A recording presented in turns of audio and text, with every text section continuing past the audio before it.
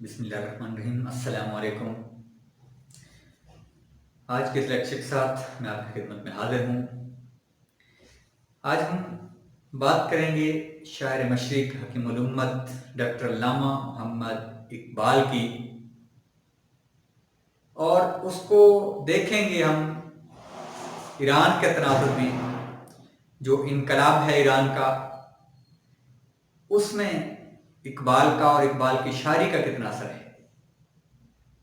ناظرین اکرام، ہم دیکھتے ہیں کہ اقبال کی شاعری کا زیادہ حصہ فارسی میں ہے۔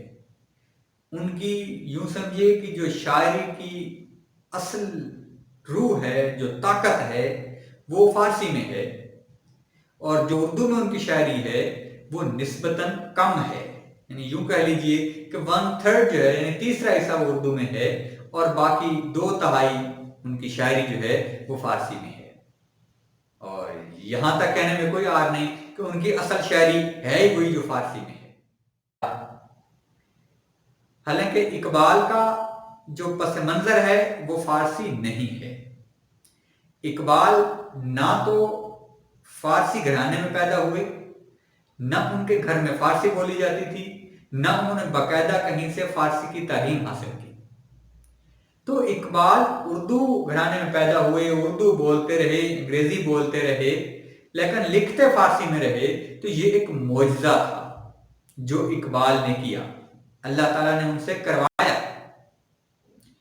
تو اقبال کے اس فارسی کلام کا اثر کیا ایران پر ہوا یا نہیں ہوا، تو یہ آج ہم بیان کریں گے۔ یہ بتانے کی کوشش کی جائے گی کہ کتنا بڑا اثر تھا اقبال کے کلام کا جو ایران پر ہوا، اور کتنی بدقسمتی ہے ہماری کہ ہم نے اقبال کے کلام کو بھلا دیا۔ جو بڑی قومیں ہوتی ہیں ان کا یہی شعار ہوتا ہے کہ وہ اپنے ہیروز کی قدر کرتی ہیں۔ تو ناظرین کرام، میں آج آپ کے سامنے ایک خطبہ بیان کرنے لگا ہوں جو آیت اللہ سید علی خامنئی صاحب کا ہے، جو رہبر ہیں انقلاب اسلامی ایران کے۔ یہ خطاب انہوں نے 1986 میں کیا، تہران یونیورسٹی میں علامہ اقبال انٹرنیشنل کانفرنس کے جلسے میں، اور تب وہ اسلامی جمہوریہ ایران کے صدر تھے۔ انہوں نے اقبال کے فلسفے کے اوپر بات کی، اور اقبال کے کلام کے اثرات کے اوپر بات کی، جو ہمارے لیے مشعل راہ ہے، بلکہ یوں سمجھیے کہ ہمارے لیے اس میں سوچنے کی بات ہے کہ ہم کیا کر رہے ہیں۔ انہوں نے اقبال کے کلام کو پڑھ کر کیا پایا، اور ہم نے ان سے غفلت کا مظاہرہ کر کے کیا پایا۔ تو آیت اللہ سید علی خامنئی صاحب فرماتے ہیں کہ اقبال کے خودی کے پیغام کو ہماری قوم نے میدان عمل میں اور حقیقت کی دنیا میں عملی جامہ پہنایا۔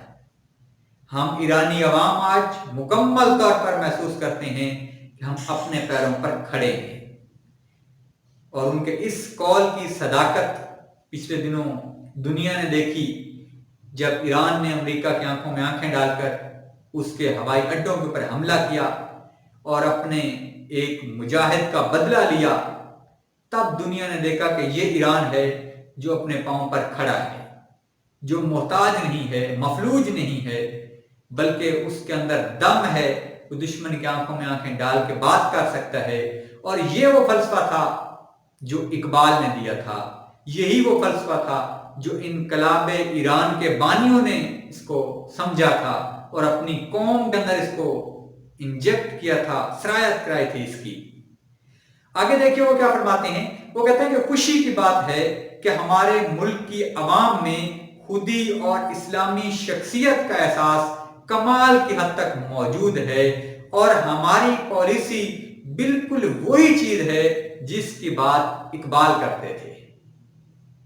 پھر وہ دیکھیں کہ وہ خوبصورت بات کر رہے ہیں کہ ہمارا پیغمبر اسلام صلی اللہ علیہ وسلم اور قرآن سے عشق، اور یہ بات کہ انقلاب اور مقاصد کی بنیاد اسلامی اور قرآنی ہونی چاہیے، یہ بھی وہی ہے جس کا مشورہ اقبال دیتے تھے۔ لیکن لیکن اس وقت کسی نے ان کی بات نہیں سنی تھی۔ یہ الفاظ ہیں حضرت آیت اللہ سید علی خامنائی کے، جو انقلاب ایران میں کے بانی ہیں۔ انہوں نے اقبال کی شناخت میں تاخیر پر معذرت کی۔ وہ اس بات پر نادم تھے کہ ہم نے اقبال کو سمجھنے میں دیر کی۔ ان کے الفاظ سنیے، وہ کہتا ہے کہ ہمیں امید ہے کہ ہم اقبال کا حق ادا کر سکیں گے اور گزشتہ 40-50 برس کے دوران اقبال کی شناخت میں اپنی قوم کی تاخیر کا ازالہ کر سکیں گے کہ جو ہم سے ہو گیا وہ سو ہو گیا، لیکن اب ہم ایسا دوبارہ نہیں کریں گے۔ اب ہم اقبال کو شناخت دیں گے، اقبال کو اپنی زندگیوں پر وارد کریں گے۔ انہوں نے سیمینار میں یہ بھی کہا کہ ہماری قوم اب تک اقبال کی حقیقت، اقبال کی روح اور اقبال کے عشق سے بے خبر رہی ہے، اور اس عیب کی انشاءاللہ تلافی ہونی چاہیے۔ اور وہ لوگ جو کام سے تعلق رکھتے ہیں، مثلا شعراء، مقررین، مصنفین، جرائد اور متعلقہ سرکاری ادارے، مثلا وزارت ثقافت و اعلیٰ تعلیم، وزارت تعلیم و تربیت اور وزارت ارشاد اسلامی، ہر ایک اپنی اپنی باری سے کوشش کریں کہ اقبال کو اس طرح جیسا کہ وہ ہیں زندہ کریں، اور ان کے کلام کو کورس کی کتابوں اور دیگر کتابوں میں شامل کریں اور پیش کریں۔ ان کی کتابوں اور شعار کو الگ الگ شائع کریں۔ ہنرمند حضرات اقبال کے کلام پر فنکاری دکھائیں، پڑھنے والے ان شعروں کو پڑھیں، ان پر دھنیں تیار کریں اور انشاءاللہ ان کو رواج دے کر ہمارے جوان اور بوڑھے عوام کی زبان اور دل میں لائیں۔ ناظرین اکرام، یہ دیکھیے، یہ وہ باتیں ہیں جو ایران انقلاب کے بانی نے اپنے جلسے میں کہیں، اپنے خطاب میں کہیں، اور بہت ساری باتیں نہیں، ان میں سے چند باتیں ہیں جو انہوں نے اقبال کے بارے میں کہیں۔ تو اقبال ایک زندہ طاقت ہے، اقبال ایک عظیم مسلح ہے، اقبال حریت پسند ہے، اقبال صرف پاکستان کا نہیں ہے، اقبال دنیا کا ہے۔ جس نے اقبال کے فلسفے کو پڑھا انہوں نے عروج پایا، اور ایران کا عروج ہمارے سامنے ہے، اور اس کی بنیاد بھی ہمارے سامنے ہے، جو خود اس کا بانی اپنی زبان سے بیان فرما رہا ہے کہ ہم نے اقبال کی روح کے مطابق اس کے عشق کو اپنی جانوں میں بسانا ہے، اپنے دلوں میں بسانا ہے۔ اور اس میں دیکھیں انہوں نے کتنا خوبصورت نسخہ بھی بتا دیا کہ یہ کام حکومت کا نہیں ہو سکتا، یہ کسی ایک ادارے کا نہیں ہو سکتا، کسی ایک فرد کا نہیں ہو سکتا، بلکہ ہر کسی کو اپنی اپنی سطح پہ کام کرنا ہوگا۔ حکومت کو اپنی سطح پہ کام کرنا ہوگا، اداروں کو اپنی سطح پہ کام کرنا ہوگا، اور انفرادی طور پہ بھی کام کرنا ہوگا، تاکہ ہم اقبال کے کلام کو روحوں تک پہنچا سکیں، ہماری جانوں تک پہنچا سکیں۔ تو ناظرین، کیا ہم بھی کبھی ایسا کہہ سکیں گے؟